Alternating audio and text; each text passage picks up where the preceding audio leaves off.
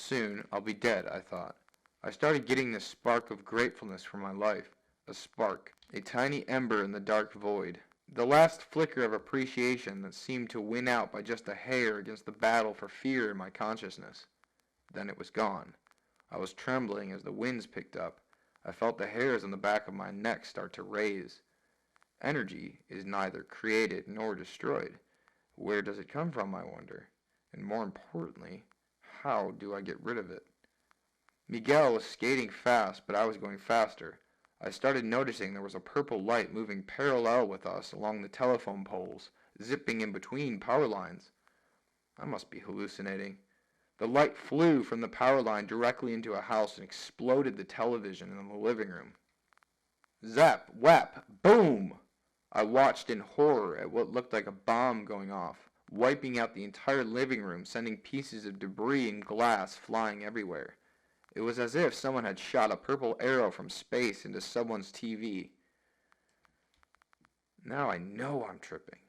But before I could even begin to start processing what was happening, I heard a familiar voice yelling from behind me.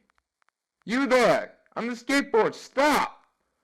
I swung around, braking on the heel of my board so it made a scraping carving sound against the concrete. I searched for the direction of the voice, but there was no one there. "Got to keep going, yo!" Miguel said in front, looking over his shoulder. He looked terrified.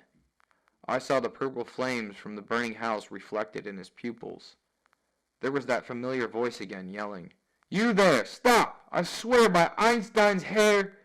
I turned around just as the body of a man tackled me to the ground. I heard a fast whizzing popping sound as though a bullet had just whizzed by my head, and would have thought it was a bullet, only I saw another flash of purple flying above the power line directly above us.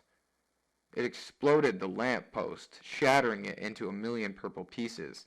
Shards of glass fell all across the back of my protector. "Dr. Failer? What are you doing here? What's going on? Get off of me!" "No time for questions, my boy. We need to get off the grid, now!" The doctor yanked me up by the scruff, and before I knew it, we were suddenly running full sprint, as every light bulb around started bursting into purple flames. I felt as if I was running through a Nazi army attack during World War II, or an alien invasion in the midst of an intense laser battle. I was crouching and ducking for my life. We made it under the cover of a dark awning, and stopped to catch our breath. "It knows we're here," said Dr. Failer, whispering as soft as he could. "Who knows?" I respond, holding my breath. "Epiphany, who else? Why is a robot trying to kill us?" That's when I heard a mechanical buzzing sound. "Oh no, she's hijacked the drones!" yelled Dr. Failer. Sure enough, hovering with tiny purple blinking cameras above us were a dozen or more glowing purple drones heading straight at us. "Run! Run for your lives, my boy!" Dr. Failer yells. We started sprinting, and the explosions started all over again. Flashes of purple bombs were erupting in every direction. There were at least a dozen or so police cars up ahead, each with their sirens roaring and their lights flashing. The mechanical drones began flying at their windshields like kamikaze pilots, sending sparks of wrecked police vehicles sliding across our path. "Wrong way!" At this, Dr. Failer grabs me by the arm and drags me perpendicular against the wall out of sight from the police cars and drones. The wall he had me pinned up against was a mural tribute to Jim Morrison. "We can't stay here. We need to get off this street and get back to the lab before she kills us. Now!" "Why is she trying to kill us?" I managed to say. Too much information leaked into her processor. I think I may have overdosed her with pop culture. I think she may have downloaded too many movies. She locked me out of the lab. Her motherboard is corrupt. I can't be sure. All I know is she's gone rogue. She's trying to kill us because she knows we're the only ones that can stop her. We have to somehow get past her defenses, break into the lab, and get a hold of a tiny red microchip. It's the only way to block her source code and take her off the grid. I checked my pocket and felt for the microchip. I yelled for joy, pulling it out. "Doctor, here, look! I've got the red chip. Here it is." "How in the world?" "I'm sorry I took it from you. It's just the room went black, and it was sitting there glowing, and I just couldn't help myself. I'm really sorry." "No matter. We still have to get back to the lab to upload the chip into her processor, but in the meantime, I'll plug it into my phone so it will temporarily block her signal. We'll be practically invisible." He plugged the red chip into his phone.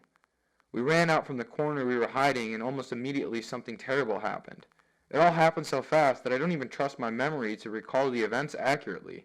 Truly, because the next thing I remember, I heard a loud gunshot and someone screamed, "I'll save you!" It was Miguel, the kid with the teardrop tattoo. He had a .22 pistol smoking in his hand. "I got him, dog, I got him! Ain't none of them MOB niggas can touch that 310, 314 life, nigga!" Dr. Failer was lying bleeding on the ground in a bloody mess. Blood was pooling all around him. He was barely alive. I leaned over him, holding his wounds as he stared deep into my eyes. "Here," he said, shoving the phone with the red chip attached. "Take this. Get back to the lab." He was wincing in pain. Explosions were happening all around us. Purple fireworks lit up the sky. "You must stop Epiphany at all costs. Destroy everything." "I won't let you down, Doc," I said with tears filling my eyes. His eyes closed and I knew he was dead. I got up in a fit of hysteria. Dare I hold my tongue, for I won't ruin this tale with promises of a happy ending, but needless to say I found an exit, a back door, so to speak. Amidst the black alleyways and drab, faded scenes, where light bulbs flicker and cast shadows amongst rushed graffiti, and is that a key? I opened one gate, then two, reaching around to unlock it from the outside. Looking over my shoulder, a single teardrop streaking down my face, my instincts running rampant. My body and brain were going haywire, stuck in a permanent state of fight-or-flight response. Even now, recalling these events brings a chill to my bones.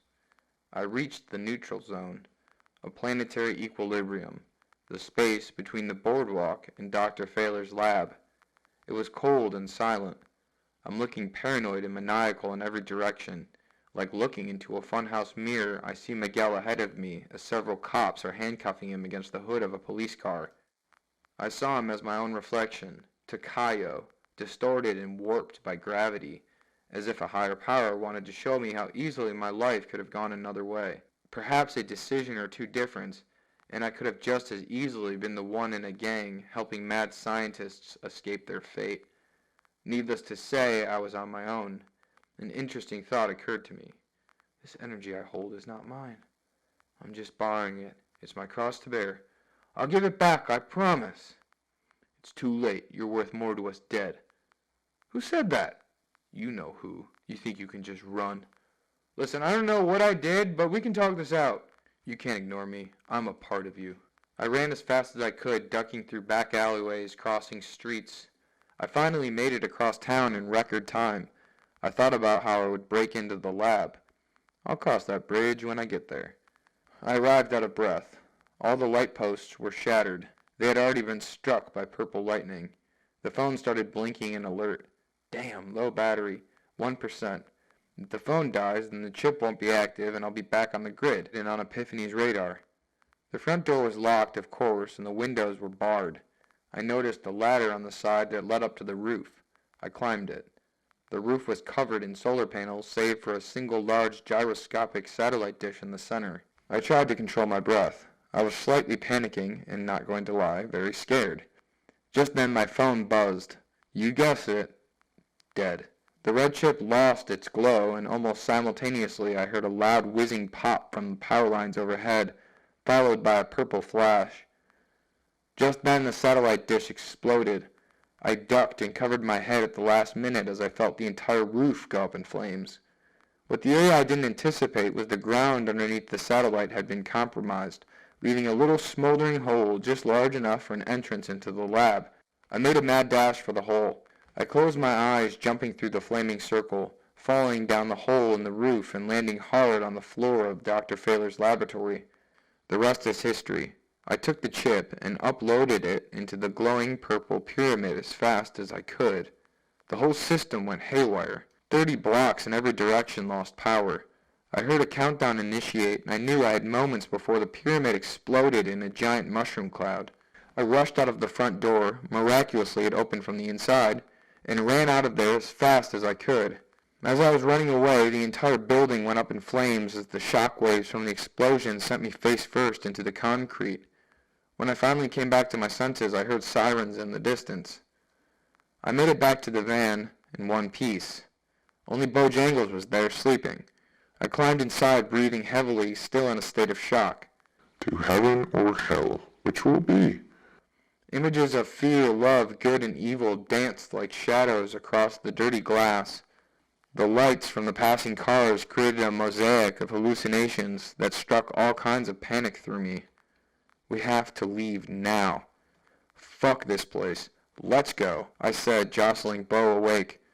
Half asleep, he looks at me with heavy eyelids, the smell of booze still lingering fresh on his breath. Where's Crystal? He asks. I don't know, man. The last time I saw her, we were surrounded by cops. For God's sakes, have you really been sleeping this entire time? Are you tripping? He asks me. Yeah, Jake gave me some liquid. Why? Just sleep it off, man. We'll leave tomorrow. No, now. You don't understand. They're after me. I witnessed a murder. We gotta find Crystal, and then we're getting the fuck out of here. Go find her then. But I couldn't move. I felt paralyzed by fear. I gripped the seat, praying for all the souls of mankind, holding my breath in anticipation, begging for my life. Lord, have mercy. I felt weak and scared as a rabbit. There was nothing I wouldn't have done to preserve what I thought were my last few precious seconds on earth, if they were indeed to be my last. Suffice to say, it was not a place I would willingly go again, not to say Venice. I have since returned, but the spiritual dimension beneath the city, the dark side of Babylon that was turned upside down and emptied like a child turning out its pockets. I felt the dirty mix of money and power, the eternal struggle, and I was caught in the middle like a deer in headlights or a man between two armies. How was that I'd become so blessed and yet so cursed? What fortune of karma? Hey man, you still awake? I asked Bo after a few minutes of introspective torture. He manages to let out a squeaky, uh-huh. You know the time we were up on that mountain out into Chicago? Yeah. That was the best day of my life. Yeah, Bo rolls over. Me too, he says, shutting his eyes again. No, seriously, I mean it. That was the highlight of my life. Yeah, Bo rolls over. Yeah, those are some good mushrooms. No doubt. There was a comfortable silence that followed. I said mantra after mantra. Om Mani Padme Om. Praise the jewel in the lotus. Peace be upon all things. May all souls find peace and all beings be released from suffering. The night seemed to go on forever, as if my own mind had turned against me. I tried squeezing my eyes shut to no avail. Behind my eyelids fluttered the demented scenes of angels, demons, and everything in between. I thought that night would never end. At some point I must have passed out from sheer exhaustion. Limbo, aka purgatory, or somewhere in between. It was dark and dingy, with only one semi-lit phosphorescent bulb glowing gloomily overhead. It sounded like tiny water droplets were falling endlessly in all directions. I noticed a man standing at the far end of the room, in front of what looked like a church pulpit, with a glowing white cross at the center. Ignore all the changes, the man said. We're going through a remodel right now. Is this heaven? Man, you guys have really downgraded. Actually, this is a warehouse in Detroit. We're just renting it out until the renovations on heaven are complete. Another man approached and handed the man at the pulpit a jangling ring of golden keys. I recognized the keys instantly. You're not St. Peter. What are you doing with those? I'm just holding on to them until he gets back. Where'd he go? Didn't say. Does this mean I'm dead? As a doornail. I'll just wait here then, I guess. If you stick around long enough, people from all over are going to show up for this party we're throwing. It's kind of a thing all dead people do. Once they find out they're dead, people just want to party. Heaven ran out of space, so here we are, catching the overflow. Nice, I say, looking around. The guest of honor is supposed to die any second now. It's this writer, an author of a bunch of books, kind of a celebrity. Really? That's nice. God would make me the guest of honor. No, not you. The guest of honor is a woman who's a psychic. She wrote this book that sold 1 million copies called Happy Medium. Oh? How do you know she's going to die? It's all there in her book. She predicted her death down to the minute, which should be any second now. From out of the blue, a woman falls, landing flat on her butt. She looks all around, confused. Oh no, I've gone to hell. That's not very nice, says the man at the pulpit. I know it's rough, but just wait till we get the lights turned on and the sound system going. There's even supposed to be a DJ and everything. I've died and gone to hell. My soul, Lord have mercy on my soul. Relax, lady, I say. This ain't hell. This is actually heaven. You just kind of have to adjust your perspective a bit.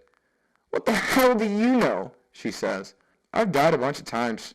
No sweat. Usually you get St. Peter in the pearly gates and they make you pass this test. The man at the pulpit turns and directs his attention toward me. By the way, there's a note here from Dr. Alfred Failer addressed to you. He passes me a tiny scrap of paper. Herman found the missing pages. He's going to publish the story. Stop him at all costs. Doc Failer. P.S. There are a number of people looking to weaponize the programming for Epiphany. If they were to somehow find any evidence of the AI still left, it would be catastrophic. You destroyed the red microchip, right? P.S.S. Hurry up and do the right thing. Don't be a sellout. It's not worth an eternity of suffering. Damn. I was really looking forward to this party. Sorry guys, it looks like my work on Earth isn't quite done. Later, psychic lady. Before I leave though, I just gotta know, that is, if you don't mind me asking, how did you die? I didn't want to be exposed as a fraud, so I took my own life, she says grimly. Does that mean you're going to hell? I say. The man at the pulpit intervenes. That's not necessarily true. Right now there is a heavenly dispute to pass a new decree, an amendment in the works that would allow certain types of suicide cases to be permitted into heaven. If you have made a golden record, gone triple platinum, or won the Nobel Prize, then you may be eligible to be accepted as an exception. What if I've sold over 1 million copies of my book worldwide? She asks, raising her brow. Possibly. I'd have to check with the higher-ups. See, lady, there's hope for you yet, I say. How about you? How did you end up here in limbo? She asks me. An artificial intelligence machine was trying to kill me. The man at the pulpit says, It's time. Oh, would you look at that? Time for me to return to the land of the living. Wish me luck. The present. I woke up in a sweat. My dreams. I remember my dreams. I was dead. I feel around, pinching myself to confirm my alive status. I call Herman in a panic. Oh no, Herman! He's not answering his phone. There's only one place he could be. I rush towards my therapist's office, but I'm too late. Herman's there holding a stack of papers. Listen to me. As your friend, your agent, and your fucking editor, listen to me. This, he's holding up a ruffled stack of missing pages from my journal, is a great fucking story. Best you've ever written, in fact. And the best part is, it's true. We got the proof. I did some digging. Do you know how much that red microchip is worth? It's actually a one-of-a-kind invention. It's a beta network blocker key designed to block signals using an electromagnetic pulse that can be activated in land, air, or sea. The thing alone is worth a small fortune. I know people that would pay very good money for that. You still got it, right? Tell me you still got it. I subconsciously placed my hand over my chest, feeling the tiny bulge from my necklace. I stared solemnly at him, watching his eyes jump around, making manic arm motions. Herman, I love you, but you're a junkie. How can you say that after all these years? Give me the pages. I won't ask again. I knew at this point it was going to require some force to retrieve. This was the day watching all those Bruce Lee movies would finally pay off. And the journal, too. I want all of it right now, Herman. Don't make me fight you. At that moment, I dived after him, leaping forward with lightning-like reflexes. I caught the seams of his jacket as he fell backward, trying to avoid my incoming momentum. Get off me! He yelled, but it was too late. I would not yield. With the determination of a man whose very soul was at stake, I directed all my reserves of willpower at one solitary goal: to retrieve the pages of my journal. For that brief but dramatic moment I was fighting for the right to be deemed accepted into heaven. I grabbed the pages from his hand and felt the journal rolled into a cylindrical shape sticking out the back pocket of his jeans. I bear-hugged him and squeezed as tight as I could, grabbing the journal from his back pocket. Got it, I said in a moment of prideful victory. I held up the journal like a torch, which gave me an idea. But before I could pull out my lighter to light the thing up, Herman tackles me like a linebacker from hell, pushing all of his drug-fueled rage into me all at once, sending me plummeting to the ground with the wind and sense knocked out of me. "Aha!" he said, returning my mocking tone of victory. "You can't stop this," he yells. "People have a right to know. That doctor created a weapon whether he knew it or not." "That's not for us to decide," I yell back, squirming feverishly on the ground. Down with technology. I don't want to be an outsider looking in anymore, and I certainly don't want to become a machine either, charging my brain as if it's an electrical socket. End quote. "You don't know what you're saying. The only thing Epiphany will destroy is humanity." "You're wrong. We must unleash that program on the world. You can't stop destiny. If it's going to destroy humanity in the process, then I say let it. But for God's sake, let's get rich first." Just then, with a thud and a shudder, Herman falls to the ground. Standing behind him is my own mother, my own flesh and blood, holding up a large hardcover edition of Happy Medium, which she just used to knock Herman out cold. She is smiling wide and comes to embrace me. I hug and kiss her, but not before I pick up my journal titled "The Story Exactly as I See It" and set it ablaze. I hold the torch high up to the sky, watching the smoke billow into the clouds, as the last embers of the journal flicker off and die in little specks of golden glitter that twinkle like sparkling diamonds in the wind. At long last, the sun's rays poke its way through the gray blanketed haze, and for the first time, in what has felt like weeks, light shines through, casting a heavenly glow on earth. "Thank you, Mom. I owe you big time for that one." "It's not Michelangelo's Pieta, but it'll do," she says, smiling, walking over to embrace me. "Your therapist Susan called. You're supposed to be meeting her in her office today." "I almost forgot. I still have unfinished business." Right then and there, I made a mad dash to my therapist's office. I arrived sweating and out of breath, bursting through her office door. "You're awfully early," Susan says snidely. "I burned my journal, Sue. It's over. Everything I've ever written. It's all gone. Up in flames." "Are you sure about that?" She makes a motion to reach inside her briefcase and slowly realizes that what she's looking for is no longer there. "What have you done?" "You should really get your eyes checked, because for a second I swear I saw tiny balls of fire." "Why, you little ingrate. You don't know what you've done. That was my ticket out of here." She's pointing a shaky finger at the door, referring to the voice on the other side. I notice for the first time a camera in the corner. "What will you do? Where will you go?" she asks. "Nothing personal. I just think I'm going to seek agnostic help elsewhere." "Adios," I say, making a mad dash out of there, running as fast as I could.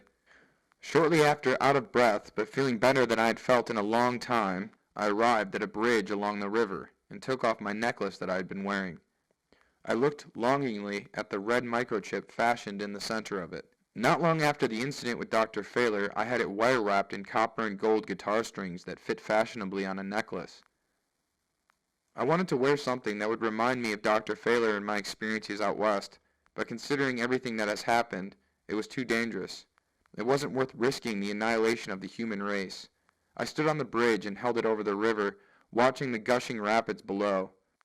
Then, closing my eyes, I said a silent prayer and let it go, watching it fall seemingly in slow motion in the water below. I took one final breath, feeling the weight from the necklace finally lifted off my chest. Epilogue. Suffice to say, the journal never got published, since the only copy that ever existed turned to ashes. Herman has since gone to rehab, and I have since forgiven him. I moved out of my parents' house and got a job at the bowling alley.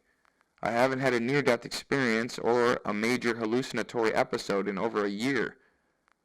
I also have ceased seeing a therapist or taking any sort of prescription medication. I still think about traveling constantly, though. I am always reflecting on my journey, and nearly everything now reminds me of something I did back on the road. Conversations with people or flashbacks of weird experiences I had. I even recently started writing again, although it's nothing special. The reason was mostly because Crystal recently passed. Journal entry number 314. Stars Collide, or the contemporary continuation to the age-old riddle, what happened after the chicken crossed the road to the other side. As the chicken crossed the road, reaching the other side, thus fulfilling her purpose, she manages to let out a simple yet exasperated sigh, followed by the clucking words, "What do I do now?" Don't look now. It's Turkey come to keep her company. The turkey takes its small legs and beak, and with all the thanks it can muster, it gobbles. "Hey, friend." "How are ya?" says Chicken. "What's this all about? What are you doing on this side of the road?" Gobble, gobble, Turkey asks. "Grass is greener," Chicken says, walking away, cursing herself for being the butt end of a cosmic joke. "Have you seen my front pigeon? He's going to catch hell for this." Suddenly white droppings fall from the sky. A bird approaches out of thin air. "I'm the only damn bird here that can fly." "Birds of a feather," the turkey and the chicken say in unison. The pigeon lands, shifts its head, bobbing and walking all pigeon-toed. Circle here, circle there. "Flock together," Pigeon says, pecking. "What you doing on this side of the street?" Chicken replies with a cluck. She's apathetic, disappointed even. "Grass is greener on the other side," gobbles Turkey, "or so we're told." "It's a damn lie," says Chicken.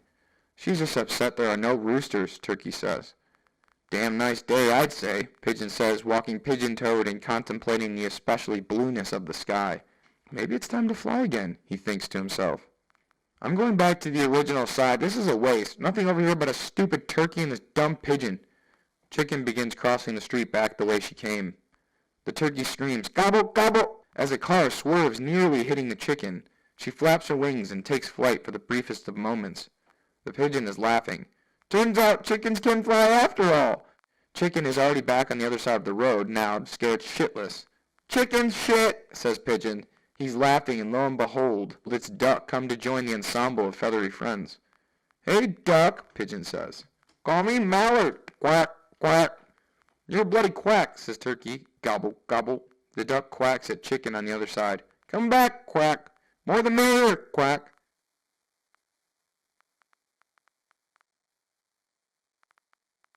Chicken scoffs and pecks at the concrete. The pigeon turns, flapping its wings in agreement. He acts like he's going to take off, then stops.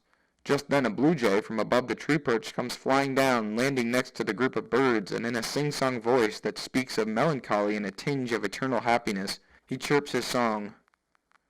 "That's because you never met a bird beautiful enough to turn your gizzards inside out," the blue jay sings, puffing out its chest. The birds all stop to listen to his sing-song melancholy whistle. "Long ago I met one so beautiful that with just one look I was inspired to song all day." The chicken pecked. Oh, great, a romantic. From the distance there was a large squawk. Then a caw. It spoke of doom and sent shivers down all the birds' spines. "Oh no, it's Crow!" A blackbird landed above the telephone wire, perching menacingly, looking down on the group of birds. "Anyone else notice how the sky is suddenly gray?" Pigeon says. "It's Crow bringing bad news again," gobbled Turkey. Gobble, gobble. "Where did Chicken go, anyway?" "Back to the other side," Chicken screams. Typical Chicken. The crow caught again. "No bird is worth dying for, no matter how pretty her feathers." "What gives, Crow? Why you always gotta be such a buzzkill?" "I come here to the other side of the road to pay my respects. A fellow crow of mine died here at this very spot long ago." "Jeesh, why do you always gotta be such a bummer, Crow?" "Death is a natural part of life. I see no reason to beat my wings around the bush." "No one wants to think about dead birds right now. It makes us all depressed." "Caw! Caw!" Just then, a chorus of tiny chirps from out of the neighboring tree could be heard. It was the sound of a robin's nest. Tiny pale blue eggs cracked, and a mother robin began feeding her new hatchlings a worm she had saved from the early morning hunt. "With death comes new life." That explains why I couldn't find a worm this morning, says a woodpecker from behind a dead tree, tapping his beak rhythmically against the wood. She just keeps getting up earlier and earlier, doesn't she? "Is that woodpecker again? I swear he's going to keep pecking that wood till his beak is nothing but a stump." "Whoo! Whoo!" "It's evolution," hoots an owl, twisting his head all around. "His beak can withstand the pecking to his heart's content. Over generations of failure, the gene..." Shut up, wise guy! Where did you come from anyway? I came from thousands of years of adaptation. That's where. Woo! Woo! This is getting out of control. Too many birds for my liking. The more the merrier. Woo! Woo! Caw! Caw! Squawk! Squawk! Chirp. Oh no, who invited Seagull? All they do is beg. Caw! Caw! Is that Cardinal? Now it's a party. Somebody call Eagle and tell him to bring some fish. We might be here a while.